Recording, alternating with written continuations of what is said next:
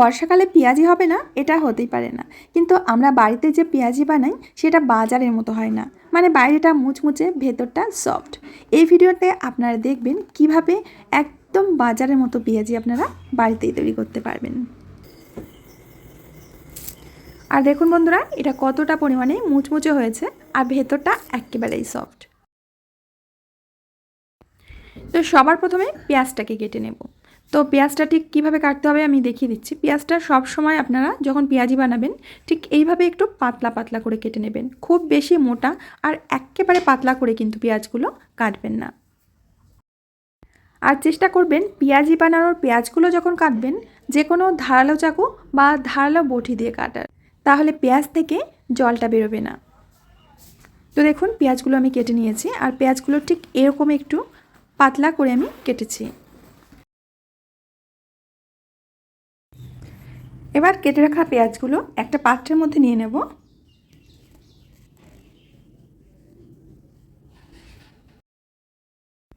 এবার এর মধ্যে দিয়ে দেব স্বাদ মতো লবণ। লবণটা কিন্তু একবারেই দেবেন, এরপরে আর দেবার প্রয়োজন হবে না। আর এর সাথে দিয়ে দেব কাশ্মীরি লাল লঙ্কার গুঁড়ো হাফ চামচ মতো। এখন সমস্ত কিছুকে হাত দিয়ে খুব ভালো করে মেখে নিতে হবে। আর এইভাবে এই পেঁয়াজটাকে মেখে মাত্র 2 থেকে 3 মিনিট মতো রেখে দিন। এবার নিয়েছি কাঁচা লঙ্কা, আদা আর রসুন। প্রথমে কাঁচা লঙ্কাগুলোকে ঠিক এইভাবে কুচিয়ে নিতে হবে। তারপরে আমি রসুন আর আদাটাকেও ঠিক এইভাবে ছোট ছোট করে কুচিয়ে নিয়েছি, দেখুন। আর এরই সাথে নিয়ে নেব কারি পাতা। কারি পাতাগুলোকেও আমি একটু ছোট ছোট করে কুচিয়ে নেব।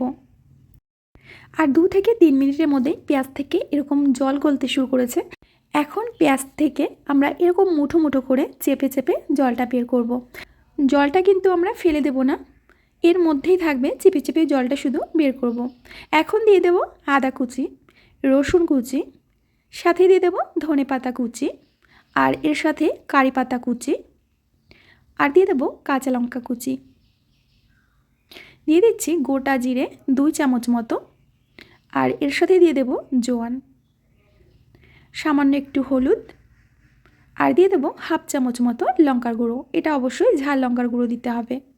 এখন সমস্ত কিছুকে খুব ভালো করে মিশিয়ে নেব। এইভাবে করে পকোড়া বানাবেন, দেখবেন যে বাজারের তুলনায় অনেক বেশি টেস্টি হয়েছে। এখন দিয়ে দেব চালের গুঁড়ো। এখানে 4 টেবিল চামচ মতো চালের গুঁড়ো দিয়ে দিচ্ছি। চালের গুঁড়োটাকে আগে আমরা পেঁয়াজের সাথে মাখিয়ে নেব। চালের গুঁড়োটা মিশিয়ে নেবার পর এখন এর মধ্যে দিয়ে দেব প্রয়োজন মতো বেসন। এখন সমস্ত কিছু আবার ভালো করে মিশিয়ে নেব। এখানে বেসনের পরিমাণ কম বেশি করা যাবে। যদি আপনারা খুব বেশি মুচমুচে খেতে চান বেসনের পরিমাণটা একটু কমিয়ে দেবেন, আর যদি একটু সফট খেতে চান তাহলে বেসনের পরিমাণটা একটু বাড়িয়ে দেবেন। তো খুব ভালো করে আমি মিশিয়ে নিয়েছি। এখন এর মধ্যে দিয়ে দেব গরম তেল। এখানে 2 থেকে 3 চামচ মতো গরম তেল দিয়ে দেব, যাতে করে পকোড়াগুলো আরও বেশি পরিমাণে ক্রিস্পি হবে। তো একটু মিশিয়ে নিচ্ছি।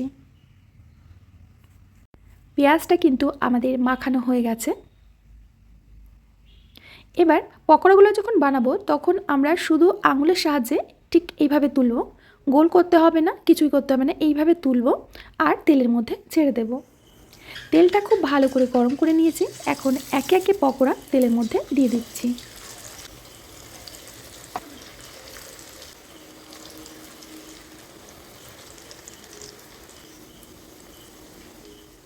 এখন মিডিয়াম টু হাই ফ্লেমে পকোড়াগুলো ভেজে নিতে হবে যতক্ষণ না ক্রিস্পি হচ্ছে।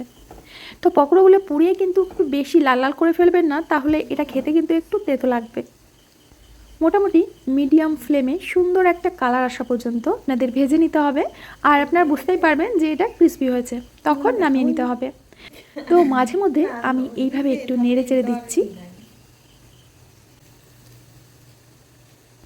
এখন আপনারা দেখতে পাচ্ছেন পকোড়াগুলো কিন্তু অনেকটা সুন্দর কালার নিয়েছে আর একেবারেই মুচমুচে হয়ে গেছে।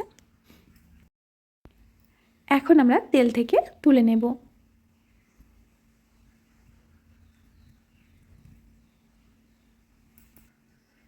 এখন বাড়িতে খাবার লোক খুবই কম, তো আমি আপনাদের অল্প করে ভেজে দেখাচ্ছি, বাকিটা আমি পরে ভেজে নেব। তো আমি বেশ কিছুটা পেঁয়াজি ভেজে নিয়েছি, আর এগুলো দেখুন দেখতে কতটা পরিমাণে সুন্দর হয়েছে। আর এইভাবে পেঁয়াজি ভাজলে পেঁয়াজিগুলো কিন্তু ভীষণ পরিমাণে মুচমুচে হয়। আমি একটা আপনাদের ভেঙে দেখাবো, দেখুন। এর আওয়াজেই তো বুঝতে পারছেন যে এটা কতটা পরিমাণে মুচমুচে আর ভেতর থেকে সফট হয়েছে। তো বন্ধুরা, বাজার থেকে আর পেঁয়াজি না কিনে ঘরেই ঝটপট বানিয়ে ফেলুন এই বর্ষায় এরকম গরম গরম পেঁয়াজি। আশা করছি রেসিপিটা সবার ভালো লেগেছে। ভালো লাগলে অবশ্যই লাইক, কমেন্ট, শেয়ার করবেন। আমি আজ এখানেই বিদায় নেব, আবার আসবো নতুন রেসিপি নিয়ে। সবাই ভালো থাকবেন।